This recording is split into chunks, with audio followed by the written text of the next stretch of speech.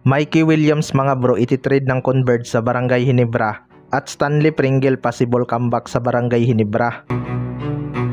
So magiging free agent na nga itong Terra Firma Jeep Guard at former Ginebra player na si Standaman Stanley Pringle mga bro. Maganda nga ang naipakita nito sa Terra Firma Jeep pero hindi pa rin naging sapat dahil sa kakulangan ng suporta. Lagi naman talagang maaasahan sa opensa tong si Stanley Pringle dahil former scoring champion nga to, nadamay lang talaga to sa trade ng Barangay Ginebra. Lagi naman talagang maaasahan sa opensa tong si Stanley Pringle dahil former scoring champion nga to, nadamay lang talaga to sa trade ng Barangay Ginebra. Pero ayon nga sa source mga bro ay posibleng may Ginebra comeback daw to sa Barangay Ginebra. Well, para sa akin mga bro, loaded na nga sa guard ang Barangay Ginebra kahit magiging free agent yang si Stanley Pringle. 30% lang talaga ang chance na kunin ulit siya ng Barangay Ginebra.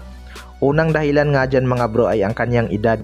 38 years old na itong si Stanley Pringle at 1 o 2 taon na lang ang kanyang itatagal sa liga kapag kunin siya ng Barangay Ginebra. Kaya nga naisama ito sa trade dahil wala na siya gaanong playing time. Loaded na kasi talaga sa guard itong Barangay Ginebra mga bro. Nandyan nga sina Scotty Thompson, RJ Abarrientos, El Etenorio at Nards Pinto. Kaya risky na talaga kung kukunin pa ng Barangay Ginebra si Stanley Pringle. Pero kung titingnan din natin mga bro, may kulang din talaga ang Barangay Ginebra na kayang ibigay ni Stanley Pringle. Yun nga ay go-to guy. Wala ngang go-to guy ang Barangay Ginebra kapag wala silang mapupuntahan sa opensa. Sa kabilang banda naman mga bro, Mikey Williams ititrade ng Converge sa Barangay Ginebra. Matapos nga makuha ng Converge ang rights ni Mikey Williams mga bro, mukhang hirap nga silang papirmahin ito ng kontrata. Kaya panalong-panalo talaga ang TNT Tropang 5G sa naging desisyon ng Converge na kunin ang rights ni Mikey Williams. Dapat kasi sinigurado muna nilang papayag si Mikey Williams sa kanilang magiging offer noong naglaro pa ito sa Strong Group para walang problema pagkatapos ng trade transaction.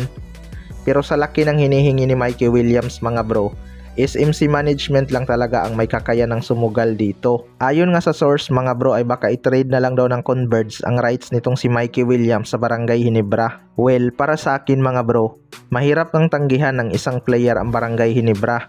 Kung mangyari man yan kahit siguro hindi na masunod ang gustong salary ni Mikey Williams, ay pipirma ito lalo na't nandyan ang kanyang kaibigan na si Jimmy Malonzo. Kailangan din talaga ng Barangay Ginebra ang kagaya ni Mikey Williams mga bro na isang shooter. Pero halos 2 taon nga itong nabakante mga bro kaya tanggal kalawang pa to pagbalik niya sa ating liga. Hindi rin talaga tayo sigurado kung ganun pa rin baka sharpshooter beyond the arc. Pwede ngang maging kapalit nito sina Jeremiah Gray at Maverick Ahanmisi mga bro. Pero kailangan din talaga ng Barangay Ginebra makasigurado kay Mikey Williams bago sila papayag makipag-trade transaction sa Converge para di na sila mahirapan. Kayo mga bro, ano masasabi nyo tungkol dito?